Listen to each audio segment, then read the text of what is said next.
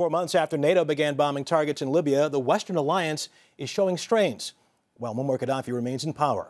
Britain's defense minister said today some NATO members are not pulling their weight and admitted he cannot predict how long the operation will last. Adding to the uncertainty, Libyan rebels trying to topple Qaddafi had a setback today in the western mountains. Mark Phillips is with them. The battle on Libya's western front has been raging back and forth since the middle of last week. The rebels, always with fewer and smaller guns than the Qaddafi loyalist forces, have been using their usual tactics, making up in enthusiasm what they lack in firepower. The rebel gains made a week ago in this fight over the town of Qualish were lost in the Qaddafi counterattack today. Further along the shifting front line, the rebels held their position along a ridge.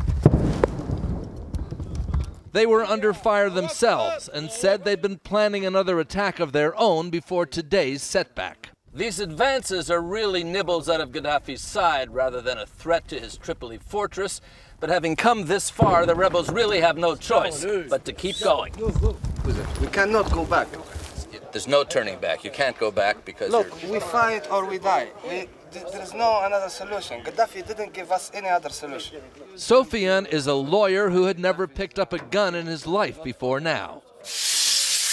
In the machine shop, the teachers, shopkeepers, and students who make up the rebel force try to repair weapons captured from the Libyan army.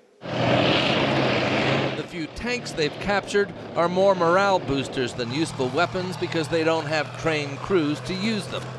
They go into the field with an assortment of old Kalashnikov automatic weapons, rocket-propelled grenades, and whatever makeshift rocket launchers they've managed to cobble together.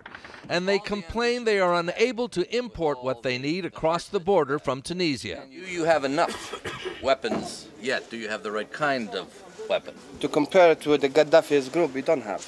You don't have enough? We don't have enough. The rebels' problem is coordination between their own positions. They didn't know the Gaddafi forces were coming, and with NATO, whose jets weren't heard overhead for 2 hours after the retreat. But they were heading to the front line tonight anyway to try to stop the Qaddafi offensive.